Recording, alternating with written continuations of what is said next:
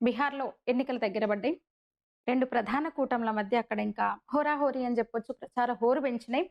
నువ్వా నేనా అన్నట్టు తలపడుతున్నాయి 2 కూటములు గూడా. ఇంకొన్ని చిన్న చిన్న చితక పార్టీలు సొంతంగా పోటీ చేస్తున్నాయి. వేరుగా పోటీ చేస్తున్నాయి. కొన్ని కూటములు ఇంకా 2 ప్రధాన కూటముల్లో కొన్ని పార్టీలు 2 ప్రధాన కూటముల్లో చేరిపోయినాయి. ఇంకా సర్వే ఫలితాలు, అంచనాలు గూడా అంటే కొంచెం ఒక్కొక్కసారి ఎన్‌డీఏకి ఎడ్జ్ ఉంటుంది. ఒక్కొక్కసారి ఇండియా కూటమికి ఎడ్జ్ ఉంటుంది. అంటే ఈ కూటమి బంపర్ మెజారిటీతో గెలుస్తది, గవర్నమెంట్ ఏర్పాటు చేస్తామని ఖచ్చితంగా చెప్పలేము ఎవరు గూడా. అంచనాలేమో ఇట్లా ఉన్నాయన్నమాట. అంటే సై అంటూ ఒక టైట్ ఫైట్, టఫ్ ఫైట్ ఉందని చెప్పొచ్చు 2 కూటమిలకి. అయితే ఆర్‌జేడీ అధినేత సుదీర్ఘకాలం బీహార్‌ను ఏలిన లాలూ ప్రసాద్ యాదవ్ దాన కుంభకోణం కేసులో చాలా స్కామ్స్‌లో ముఖ్యంగా దాన కుంభకోణము ఈ స్కామ్‌లో జైలుకెళ్ళాడు. వెళ్తూ వెళ్తూ భార్యను సీఎంను చేసేసెళ్ళాడు. సరే ఈ బీహార్ చరిత్ర అంతా తెలుసు. ఆ టైంలో ఎలా జంగిల్ రాజ్ నడిచింది, గూండా రాజ్ నడిచింది. మినీ చంబల్ లాంటి ఒక జిల్లాలే దోపిడీదారులు వాళ్ళ అంటే ఎలాంటి అకృత్యాలకు, నేరాలకు పాల్పడ్డారు. ఎలా ఒక నేర సామ్రాజ్యంగా బీహార్‌లో కొన్ని ప్రాంతాలు ఉండేది. ఇదంతా మనకు బీహార్ చరిత్ర తెలుసు. ఆ తర్వాత ఎలాంటి మార్పొచ్చింది? నితీష్ కుమార్ వచ్చిన తర్వాత. నితీష్ కుమార్ నేతృత్వంలో అక్కడ మా ప్రభుత్వం ఏర్పడ్డ తర్వాత క్రమక్రమంగా చాలా మార్పొస్తుంది బీహార్‌లో. అదంతా మనం చూస్తున్నాం. అయితే చాలా ఏళ్ల తర్వాత ఇప్పుడు లల్లు ప్రసాద్ యాదవ్ అన్నేళ్లు రాజకీయం చేసి ఇప్పుడు కొంచెం అంటే వయసు రీత్యా వచ్చిన ఆరోగ్య సమస్యలతో కొంచెం ఆయన క్రియాశీలకంగా ఆయన నడిపిస్తున్నాడు. కూర్చొని పార్టీనంతా నడిపిస్తున్నాడు. కొడుకును గైడ్ చేస్తున్నాడు. ఇదంతా ఓకే గానీ ఫిజికల్‌గా తనంత బయటికి రావట్లేదు ఎక్కువగా. అలాంటి లాలూ ప్రసాద్ యాదవ్ మొన్న దానాపూర్‌లో పర్యటించారు. ఒక రోడ్ షో నిర్వహించారు లాలూ యాదవ్. ఆ పార్టీ అభ్యర్థి రిత్లాల్ రాయ్ ఎలియాస్ రిత్లాల్ యాదవ్. ఇతని కోసం అక్కడ ఒక రోడ్ షో నిర్వహించిండ్రనమాట ఆర్‌జేడీ అభ్యర్థి కోసం. అయితే ఆ అభ్యర్థి లేడు. అభ్యర్థి వెంట పెట్టుకొని ప్రచారం చేయలేదు. ఎందుకంటే ఆ అభ్యర్థి ప్రస్తుతం జైల్‌లో ఉన్నాడు. రిత్లాల్ రాయ్ ఎవరైతే ఉన్నాడో తను భగల్పూర్ జైల్‌లో ఉన్నాడిప్పుడు. ఇప్పుడు ఇంకా బెయిల్ మీద ఉన్న ఈ ఆర్‌జేడీ చీఫ్ లాలూ ప్రసాద్ యాదవ్ భగల్పూర్ జైల్‌లో ఉన్న తన పార్టీ అభ్యర్థి కోసం బెయిల్ మీదున్న ఈయన దిగా నుంచి రోడ్ షో ప్రారంభించారు. రోడ్ షో నిర్వహించారు.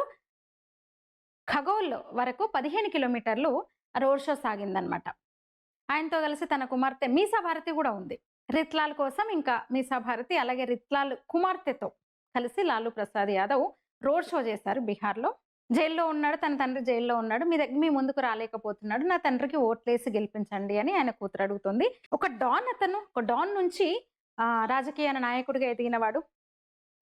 మొన్ననే జైలుకెళ్ళింది కూడా మొన్న 2025 ఈ సంవత్సరం ఏప్రిల్ నుంచి ఆయన జైల్‌లో ఉన్నాడు. తనను 50 లక్షలు డిమాండ్ చేసిందని కుమార్ గౌరవ్ అనే ఒక బిల్డర్ కేసు పెట్టాడు. ఆధారాలు కూడా బయట పెట్టాడు తనను బెదిరించినట్టు. ఖగోల్ పోలీస్ స్టేషన్‌లో కంప్లెయింట్ చేశాడు. దీంతో ఎఫ్ఐఆర్ నమోదైంది. తనే లొంగిపోయాడు. ఏప్రిల్ 17న రిత్లాల్ లొంగిపోయాడు పోలీసులకి. ముందు పట్నా జైలుకు తరలించారు. తర్వాత భగల్పూర్ సెంట్రల్ జైలుకి పంపించారనమాట. ఇప్పుడు ఆయన అక్కడే ఉన్నాడనమాట. ఈ నేపథ్యంలోనే ఇంకా బీహార్ అసెంబ్లీకి ఎలక్షన్స్ రావడం అక్కడ ఆయన అభ్యర్థిత్వాన్ని పార్టీ ఖరారు చేసింది. ఇంకా బీఫామ్ ఇచ్చింది. నామినేషన్ దాఖలు చేయడానికి పోలీస్ కస్టడీలో బయటకొచ్చిండనమాట రిత్లాల్ యాదవ్. ఆ రోజు నామినేషన్స్ కోసం. మరి ఎన్నికంటే మామూలు మాట కాదు కదా! ఎమ్మెల్యే ఎన్నికంటే. అట్లా ఆయన కుటుంబము ఆయన కోసం లాలూ మొన్న బయటకొచ్చి రోడ్ షో నిర్వహించారు. ప్రచారం చేస్తున్నారు దానాపూర్‌లో. అసలు ఎంత నేర చరిత్ర అంటే హత్యలతో సంబంధాలున్నాయి. హత్యారోపణలున్నాయి అతని మీద. 11 చోట్ల ఏకకాలంలో దాడులు నిర్వహించి ఆ సోదాల్లో లక్షల్లో నగదు, ₹1,00,000 నగదు, దాదాపు 1 కోటి విలువ చేసే బ్లాంక్ చెక్స్ వాటిని స్వాధీనం చేసుకున్నారు. ఇంకా నోట్ల లెక్కింపు యంత్రము, తుపాకులు, మారణాయుధాలు 3 తుపాకులు, పాత స్టాంప్ పేపర్స్.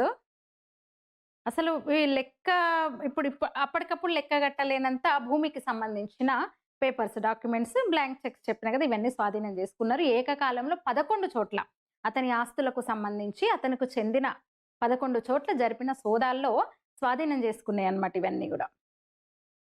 అతను లాలూ ప్రసాద్ యాదవ్‌కు అత్యంత సన్నిహితుడు. అతని కోసం ఇంకా అతన్ని గెలిపించడానికి జైల్‌లో ఉన్న తన పార్టీ అభ్యర్థిని, తన అనుచరుడిని గెలిపించేందుకు బెయిల్ మీదున్న లాలూ ప్రసాద్ యాదవ్ ఇప్పుడు కష్టపడుతున్నాడనమాట ఈ వయసులో.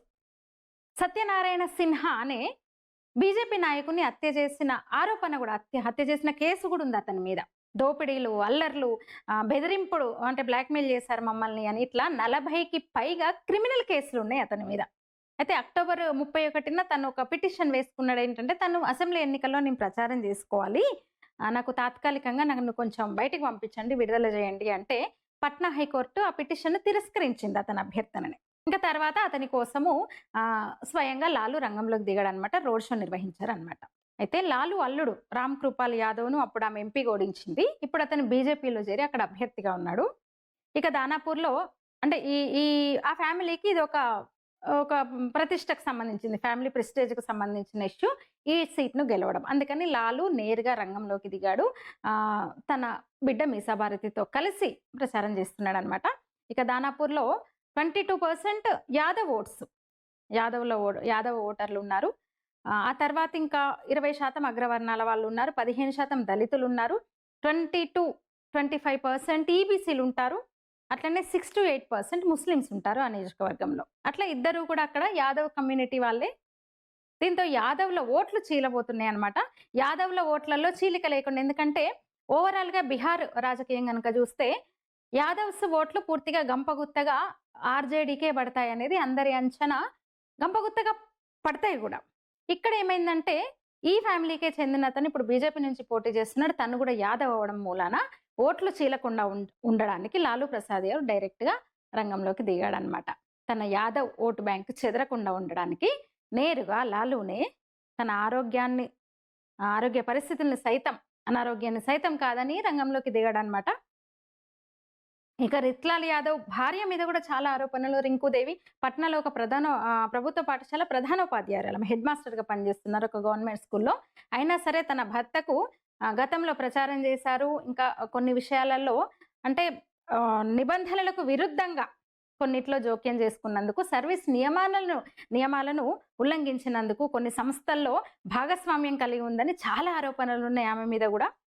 ఈ నాయకుడు ముఖ్యంగా ఎక్కువగా రూరల్ ప్రాంతం ఎక్కువొస్తది దానాపూర్‌లో. పట్టణాల కన్నా గూడా గ్రామీణ ప్రాంతం ఎక్కువొస్తది. ఆయా గ్రామాల్లో ఇంకా ఆయనదే ఎంత చెప్తే అంత అన్నమాట దానాపూర్‌లో. చెప్పిన గదా! డాన్ స్థాయి నుంచి ఒక రాజకీయ నాయకుడు స్థాయికి ఎదిగిండన్నమాట ఈయన. అయితే 2000 సంవత్సరం నాటికే డాన్‌గా రిత్లాల్ యాదవ్‌కు గుర్తింపు. అదే సంవత్సరం ఆర్‌జేడీలో జాయిన్ అయ్యాడు. 2003లో అక్కడ దానాపూర్‌కు జరిగిన ఉప ఎన్నికల్లో పోటీ చేసి ఓడిపోయాడు. అయితే రిత్లాల్ యాదవ్ జైల్లో ఉండి పోటీ చేయడం మొదటిసారిగా 2010 అసెంబ్లీ ఎన్నికలకు ముందు గూడా లొంగిపోయాడు. ఇట్లాగే చాలా కేసులు బుక్ అయినాయి. కంప్లెయింట్స్ ఎళ్ళినాయి. లొంగిపోయాడు తను స్వచ్ఛందంగా. జైల్లో ఉండే స్వతంత్ర అభ్యర్థిగా పోటీ చేసి ఓడిపోయాడు. అయితే 2020 ఎన్నికల కన్నా కొంచెం ముందు ఆయన జైలు నుంచి విడుదలైండనమాట. అప్పుడు ఆర్‌జేడీ టికెట్ ఇచ్చింది దానాపూర్ నుంచే. ఆ ఎన్నికల్లో పోటీ చేసి గెలిచాడు. బీజేపీ అభ్యర్థి మీద విజయం సాధించాడు. బీజేపీ నాయకుడు సత్యనారాయణ సిన్హా హత్య కేసులో రిత్లాల్ యాదవ్ బెయిల్ మీద ఉన్నాడు. ఇక ఇప్పుడు ఒకరిని బెదిరించిన కేసులో బ్లాక్‌మెయిల్ చేసి ఒక బిల్డర్‌ని బెదిరించిన కేసులో ఇప్పుడు తను కస్టడీలో ఉన్నాడనమాట. మనం ఈ ఎన్నికలు ఇది వచ్చేసరికి నార్త్ కన్నా సౌత్‌లో కొంచెం డబ్బు ప్రభావం ఎక్కువుంటది. నార్త్‌లో తక్కువుంటది అనుకుంటాం గదా! అయితే అత్యంత ధనిక నాయకుల్లో ఇతను ఒకడనమాట రిత్లాల్ యాదవ్. ఎన్నికల్లో పేర్కొన్న అఫిడవిట్ ప్రకారం 11 కోట్ల విలువైన ఆస్తులు చూపిచ్చాడు అఫిడవిట్‌లో. ఇంటర్ చదివాడంతే. ఇంకా క్రిమినల్ కేసులు చెప్పిన గదా! దోపిడీలు, బెదిరింపులు అసలు అతనికి సంబంధం లేని నేరాల్లో అతనికి సంబంధం లేని నేరం లేదు అని జెప్పొచ్చు. వ్యవస్థీకృత నేరాల సిండికేట్‌లను ప్రోత్సహించడము, కుట్ర చేయడము, హత్యాయత్నాలు చేయడము, హత్యకు ఈయన సూత్రధారిగా ఉండడము. ఇలాంటి ఆరోపణలన్నీ ఉన్నాయి. అనేక కేసులు ఎదుర్కొన్నాడనమాట. ఇక అఫిడవిట్‌లో తనే పేర్కొన్న ప్రకారం రిత్లాల్ యాదవ్ అఫిడవిట్‌లో ఆయుధాల చట్టం అంటే అక్రమంగా ఆయుధాలు కలిగి ఉండడం, మనీ లాండరింగ్ చట్టాలు లాంటివే 11 క్రిమినల్ కేసులున్నాయి వాటిల్లో. 40 కేసుల్లో 11 అలాంటి కేసులనమాట. బఖ్తియార్‌పూర్‌లో కదులుతున్న రైల్వే కాంట్రాక్టర్‌ను హత్య చేసిన కేసులో ప్రధాన నిందితుడు. ఛత్ పూజ సందర్భంగా తన ప్రత్యర్థి చున్ని సింగ్ హత్యకు కుట్ర పన్నినట్టు హత్య చేయించింది తనే అని ఆరోపణలున్నాయి. ఇంకా భూ కబ్జాలు, అక్రమ ఇసుక తవ్వకాలు అసలు ఇంకా లెక్కే లేదనమాట. అనేక సార్లు పలు వివాదాస్పద వ్యాఖ్యలు కూడా చేశాడు. 2023లో రామచరితమానస్ మీదనే, అంటే రామాయణం, పవిత్ర రామాయణ గ్రంథం మీదనే వివాదాస్పద ప్రకటన చేశాడు. రామచరితమానస్ను తులసీదాసు మసీదులో రాశాడు అని చెప్పిండనమాట. మొఘలులంటే ఎంత ప్రేమో ఆయనకు.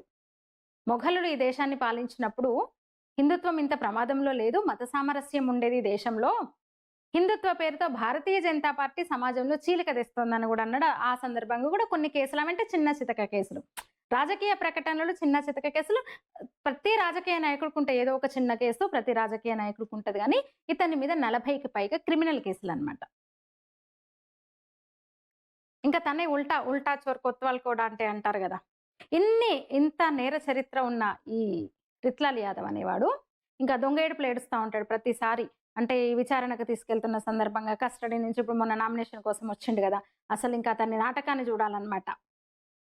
బయటికి తీసుకొచ్చి నామినేషన్ వేసి మళ్ళీ కోర్టుకు తీసుకెళ్తుంటే, జైలుకి తీసుకెళ్తుంటే నన్ను బెదిరిస్తున్నారు, నా కుటుంబంకు బెదిరింపులు వస్తున్నాయి, మమ్మల్ని ఎవరో చంపాలని చూస్తున్నారు, నా కుటుంబ సభ్యులను చంపాలని చూస్తున్నారంటూ ఇంకా తెగ డ్రామాలు ఆడుతుంటాడు.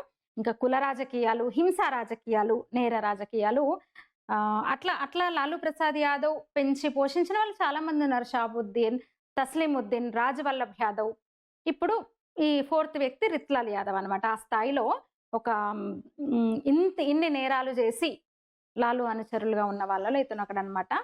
అసలు ఏమనిపిస్తుంది మీకు ఇవన్నీ చూస్తుంటే, ఈ విషయం తెలుసుకుంటుంటే? ఏమైపోవాలి మళ్ళీ ఆ party, Lalu Prasad Yadav party, RJD మళ్ళీ కనుక అధికారంలోకి వస్తే నిజంగా బీహార్ మళ్ళీ వెనక్కి వెళ్ళదా? కనీసం ఒక 20-30 ఏళ్ళు వెనక్కి వెళ్తుంది కదా. మళ్ళీ గుండారాజు రాదా?